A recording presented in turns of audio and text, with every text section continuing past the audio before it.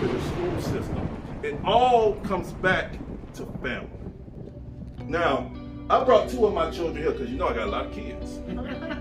You know, okay? A brother did his thing back in the day. Okay, I'm just saying. Okay, but I got two of my children here.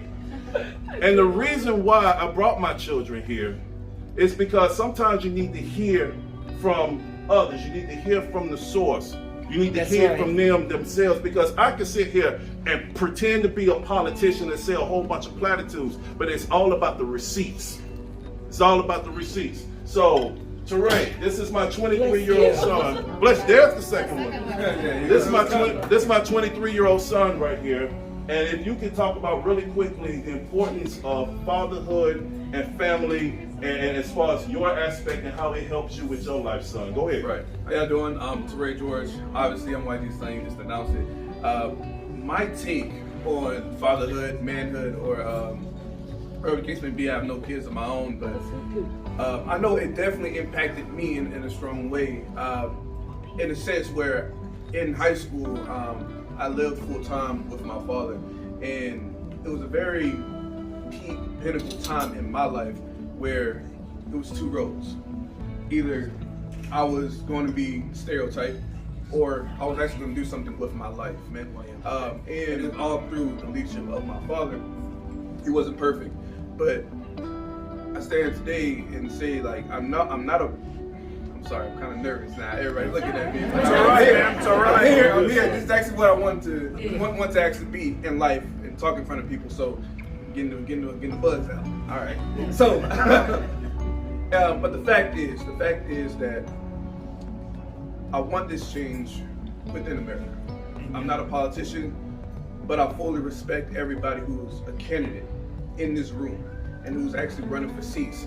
Because what I've been hearing is a warrior's mentality, and that's a great deal of respect when it comes to me, because they're going to go out there and they're going to actually do the things that they actually talk about and stand on their things, so and stand on their word, and a great deal of respect for that. So I've been raised with discipline and honor and respect, and so that holds a bunch to me, to my core.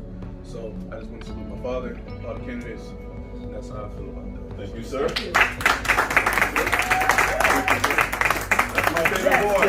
Beautiful. All right, now one more, because I got my firstborn here. This is Ariana, and when she was a baby, this is the child that changed my life. When I was coming out of being homelessness, and I had met her mom just a few years after that, feeling sorry for myself. Once I held her in my hand the first time, I realized I've got to be a better person. I've got to get my act together, because I got somebody more important than me to take care of. And this is, like I said, politics is politics. We can talk policy, but it all goes back to family. So, Princess, can you come up just for a little bit, talk about your thoughts about community, about family, and how we can change some of this stuff. Go ahead, sweetheart. This is Ariana.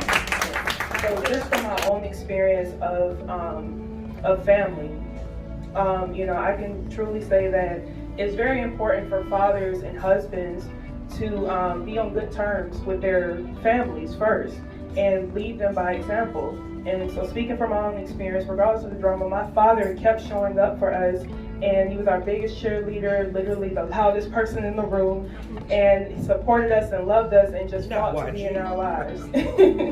And he also allowed God to heal him from any trauma and anger that he held in for years, and there's just been this huge transformation, and I just thank God for that. So what you're seeing right now, he's not just saying it, like he's actually did the work, because obviously you can't just get up, you can't just say what you want, or just you can't just expect to be healed. You actually have to put in the work, and of course you need it with God's help. I'm just gonna have to say that. I'm in his family, and he's a better man because of that, and so I'm blessed to call him my father. I'm proud of him and ready to share him with the world, because he operates out of a pure heart and clean hands. And he's ready to, make the necessary changes in our country. And, that's what we need in this country. We need leaders We need people who are going to have integrity, honesty, be transparent, committed, have empathy. They're about family and community, bringing people back together.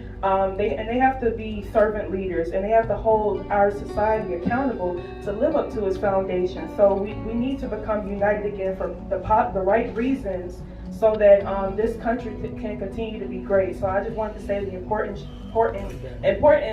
of fathers and husbands who are also leaders in our communities and leaders in our society. I just thank God for my dad and everybody in here who are going to be running and who are going to make these right changes and lead by example. We really appreciate it. We need more people like that. So let's go ahead and vote and put these people in office. Woo!